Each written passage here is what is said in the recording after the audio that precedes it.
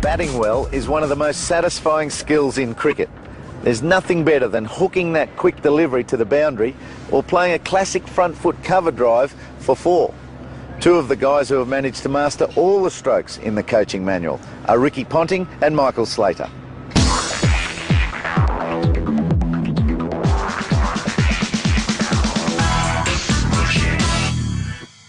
Technique is everything in cricket. Understanding and putting the basics to use properly will allow a player to excel. An example of this is the batting grip. The way I was taught to hold the bat was to firstly place the bat in between your legs like so and pick it up just like you're picking up an axe. Making sure not to alter the hands once you pick the bat up. Noticing that the thumb and forefinger, the V there, should basically run straight down the back of the bat. Another important thing about the grip is to keep your hands together on the handle. You quite often see a lot of youngsters also placing this finger down the back of the bat. This is the best way to break a finger, so make sure you wrap it round the handle. But like anything in cricket, it must be comfortable for you.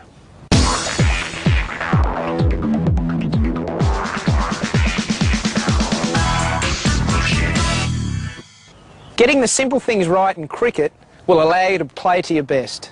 Getting your batting stance right is just as important. My batting stance, I basically have my feet about shoulder width apart with my weight on my toes, which allows me to move my feet freely and quickly, and I place the bat behind my back toe. I find that if your feet are too far apart, then you've got your basis of support is too great and you can't move your feet quickly, as is if your weight's on your heels. You're just too sluggish, and when you need quick footwork, you can't do it. If your feet are too close together, you become a little unstable and you can fall all over the place. So I find the best for me, feet shoulder width apart, weight on my toes, elbow pretty well towards the bowler. But once again with the stance, it's an individual thing. There will be slight variations with the stance, but you've got to be comfortable with it, and if you're comfortable, you're more than likely going to play your best cricket.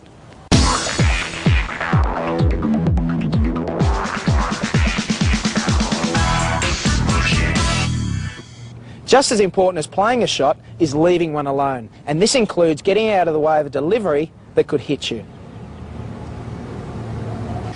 But simply ducking and moving isn't the best way to go about it. If you fail to keep your eye on the ball, then you run the risk of being hit, or even getting out if the ball does something that you don't expect.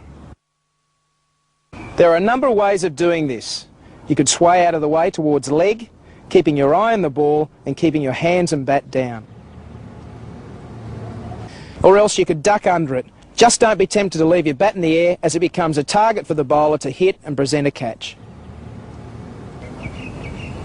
The most important thing is to keep your eye on the ball right out of the bowler's hand, allowing the batsman to make an early judgment as to whether he's going to play the ball or let it go.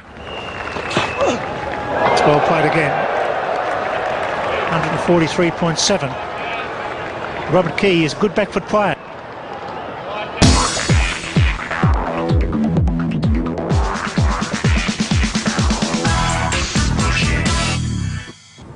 Although a batsman might want them to, no bowler is going to make it easy for any batsman to score runs. So quite often, it's the batsman's job to take the attack to the bowler. Getting into the correct position to play a shot is extremely important, so this means good footwork. Not just racing down the pitch at the ball, but a movement which allows you to maintain balance and get into the correct position early. Some are better at it than others.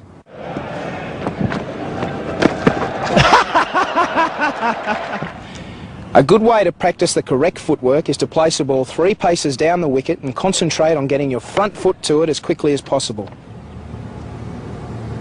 Remember, make a big commitment onto the front foot. It's 4, what a shot, that's a red hot off drive. Crashes into the rope, 4 more. Just a great shot. Popping into position very quickly. Of course, the good players make it look easy, but only through constant practice in the nets will you get it right. Matthew Hayden has absolutely hammered that into the crowd, nearly collected one of our cameras.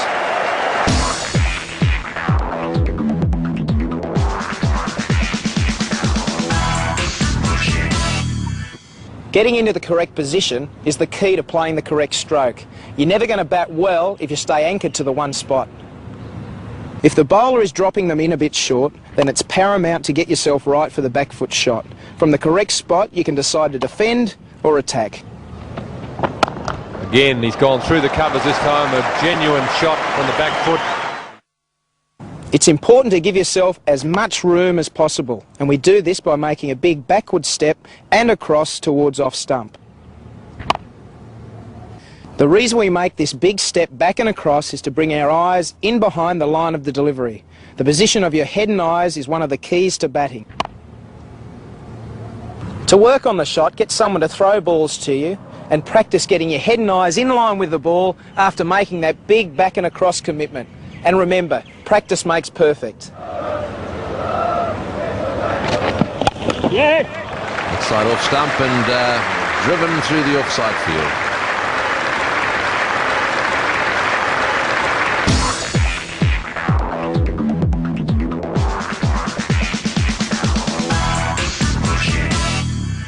The front foot shot is the one that symbolises an aggressive gesture from a batsman. But it's not only for attack, it's necessary in defence as well. Attacking or defending, the key is good footwork and positioning. The time to come forward is when the ball is well pitched up. When coming forward, we allow ourselves to get as close to the pitch of the ball as possible. It's important to keep our bat and pad close together. Beautifully struck, and that's 4. 18 fours for Greg Blewett. All class. When taking that step forward, be sure that it's a big step, never going halfway. Be positive. The position of the head is the key to this stroke. You must have your eyes right over the ball. A good way to practice the shot is to place a ball one pace down the wicket and concentrate on getting your front foot to the pitch of the ball. And remember, hit the ball straight back through the line, keeping your bat and pad close together. That's beautifully struck.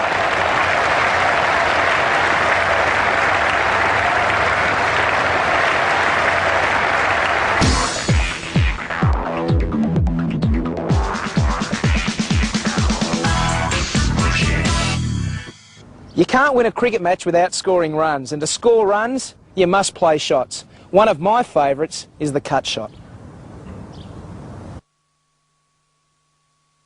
The cut shot is a stroke where it is important to carefully pick the right ball to hit. Making the right choice could be very rewarding. That's beautifully played. They go all the way.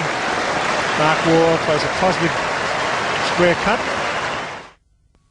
The cut shot is played to a ball which is pitched short and wide of the off stump. And to play it well, you must get yourself into the right position.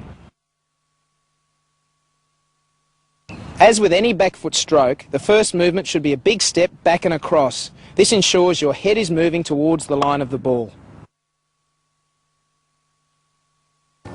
The next thing is to ensure you keep the ball down. You achieve this by hitting down on the ball and rolling your wrists over it. Once again, get those feet into the correct position and watch the ball closely. Don't forget, if you keep the ball on the ground, you can't get caught. So roll those wrists. Lovely.